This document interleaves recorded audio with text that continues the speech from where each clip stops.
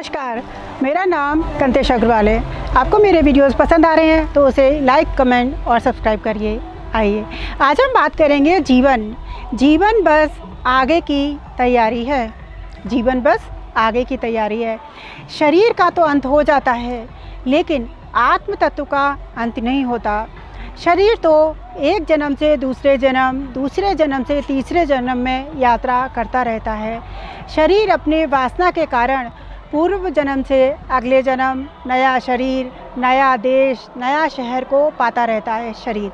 लेकिन आत्म तत्व का अंत नहीं होता। आत्मा का कभी अंत नहीं होता, सिर्फ शरीर का अंत होता है। जो आज यहाँ है वो कल कहीं और होगा। जीवन बस आगे की तैयारी है। जीवन एक गति है, जीवन एक ऊर्जा है, जीवन एक अनुभूति है। जैसे हम बस में, ट्रेन में, हवाई जहाज़ में यात्रा करते हैं, वो यात्रा छोटी होती है और उस यात्रा में हमें किसी के भी साथ तालमेल नहीं बिठाना पड़ता। लेकिन जीवन की यात्रा थोड़ी लंबी है और इसमें हमें हर किसी के साथ थोड़ा तालमेल बिठाना पड़ता है। जीवन में अहंकार को कम करो। ज़िंदगी में इंसान जितना अहंकार को कम करेगा वो उतना ही सुखी रहेगा। वो अहंकार को जितना कम करेगा वो उतना ही सुखी रहेगा। अपने शरीर की शक्ति को, अपने दिमाग की शक्ति को अच्छे कार्यों में लगाओ, अच्छा सोचो और मन को हमेशा मंगल कार्यों में भरो। मन को हमेशा मंगल कार्यों से भरो। एकदम सरल हो जाओ। सरलता इस संसार की सबसे कठिन चीज़ है। बच्चों की तरह ऐसे सरल हो जाओ जैसे गीत गाते पक्षी, हवा में लहलहाते पेड़ और गुनगुनाते बच्चे। इतने सरलता में रहना चाहिए। एक व्यक्ति रेगिस्तान में ऐसे ही बड़बड़ाता हुआ जा रहा था। बोला था कितना रेगिस्तान है, बालू बालू है, यहाँ पानी नहीं है, भगवान को बिल्कुल अकल नहीं है। काश यहाँ पानी होता तो कितनी हरियाली होती। यदि यहाँ पानी होता तो कितनी हरियाली होती और जीवन कितना सुखी होता। ऐसे ही बड़बड़ाता जा रहा था और वो चलता जा रहा था। चलते चलते उसने थोड़ी दूर पे जाके देखा कि वहाँ पर एक कुआं था और कुएं के अंदर बहुत सारा पानी था। उस व्यक्ति को बड़ा ताज्जुब लगा क्योंकि वो वहाँ से कई बार निकला था, लेकिन वहाँ उसने कुआं पहले कभी नहीं देखा था। पानी देखकर वो व्यक्ति बड़ा खुश हुआ। फिर बोला कि मैं इस पानी को ढोऊंगा कैसे।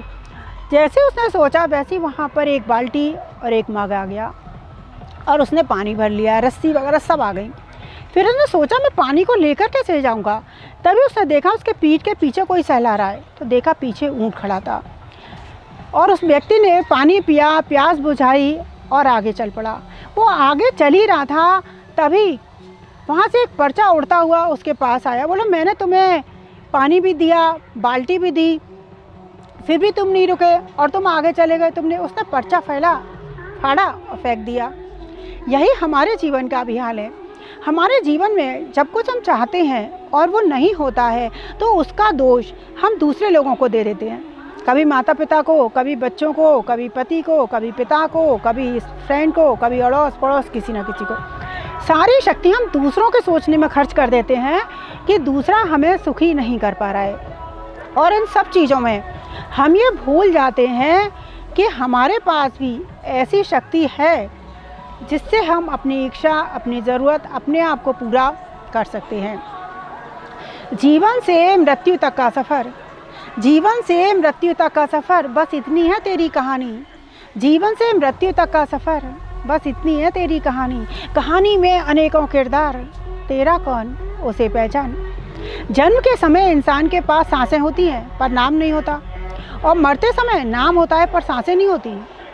सांस और नाम के बीच की कहानी ही जीवन है।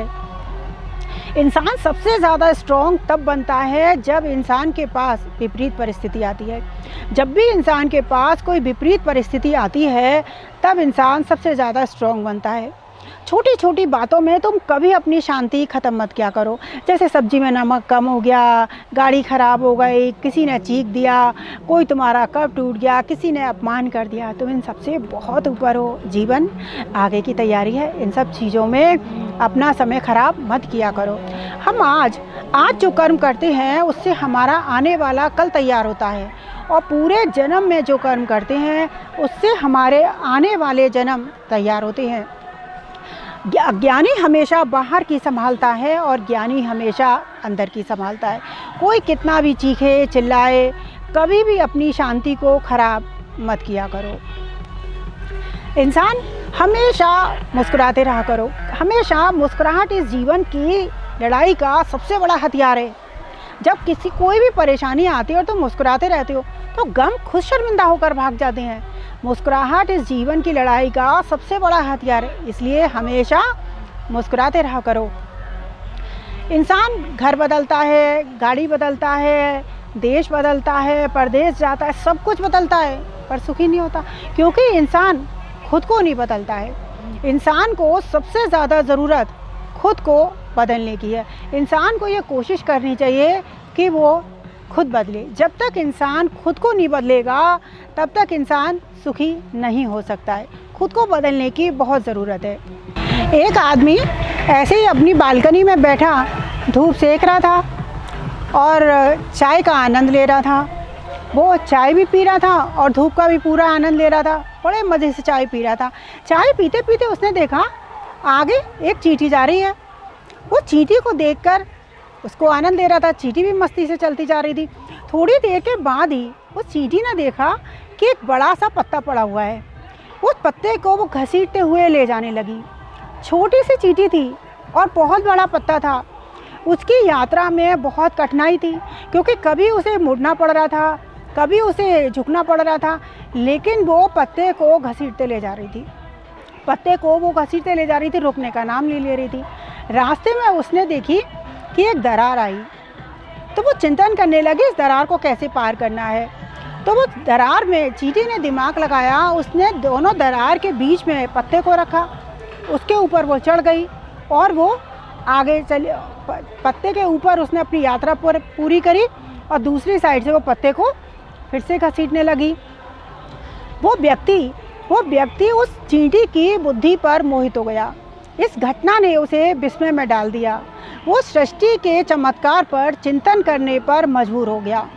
वो चींटी की विश्लेषण करने की शक्ति पर, चींटी के चिंतन करने की शक्ति पर, अवसर तलाशने की शक्ति पर, विपरीत परिस्थिति में भी रास्ता खोजने के अवसर पर वो मोहित हो गया। वो व्यक्ति उस चींटी पर इतना मोहित हो गया कि उसे चिंतन करने पर मजबूर कर दिया।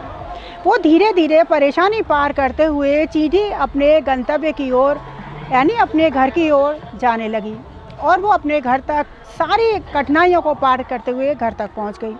जब वो चींटी घर तक पहुंच गई तब उस चींटी के घर के अंदर जाने का रास्ता बहुत छोटा था, छोटा सा छेद था, उसमें चींटी को अंदर जाना था। वो इतने बड़े पत्ते को, जो इतनी कठिनाई से लेकर आई थी, पत्ते को अंदर ले जाने पर मजबूर हो गई, क्योंकि वो पत्ता अंदर नहीं जा सकता था। चींटी ने होशियारी दिखाई, वो पत्ते को बाहर छोड़कर वो अपने घर के अंदर चली गई, क्योंकि रास्ता बहुत छोटा था। वो व्यक्ति सोचता रह गया, यही तो हमारे जीवन का भी हाल है। हम जिंदगी भर जो गाड़ी खरीदते हैं, घर बनाते हैं, प्रॉपर्टी बनाते हैं, ज्वेलरी संभालते हैं, इतने सारे रिश्ते बनाते हैं, ये क्या है? सब ये बोझ ही तो है। अंत में पाते हैं कि साथ ले जाने का कोई भी रास्ता नहीं है। हमारे साथ ले जाने का कोई भी रास्ता नहीं है। हमें सब कुछ यहीं पर, इसी जगह, यहीं पर छोड़ कर जाना है।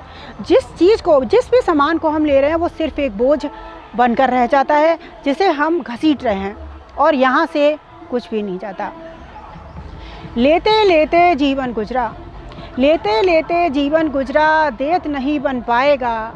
लेते लेते जीवन गुजरा, देत नहीं बन पाएगा।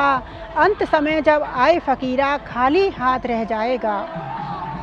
जीवन एक पहेली है, जीवन एक पहेली है, वहाँ न कोई सहेली है। कल तेरी बारी आएगी, साथ किसे ले जाएगा। ये दुनिया रंग बिरंगी है, ये दुनिया रंग बिरंगी है, पर सत्कर्मों की तंगी है। ये दुनिया रंग बिरंगी है, पर सत्कर्मों की तंगी है। सब माया का खेल है, माया का सब खेल है, पर अब भी हुई न देर है। ये जीवन बहुत छोटी सी बस आगे की यात्रा है। हमें हर समय इस होश में रहना चाहिए कि आज हम जो भी कर्म कर रहे हैं, वही कर्म का फल हम कल भुगतेंगे, और आज इस पूरे जीवन में जो हम कर्म कर रहे हैं, उससे हमारा आने वाला जीवन, आने वाला जन्म तैयार हो रहा है। इसलिए हर कर्म को करते समय ध्यान रखना चाहिए कि हम अपना ही कल तैयार करें। जीवन बस आगे की तैयारी है। हर समय होश में कर्म करें कि हम अपना जीवन खुद बना रहे हैं। नमस्कार। आज के लिए इतना ही। फिर हम किसी और दिन किसी और विषय पर चर्चा करेंगे। नमस्कार।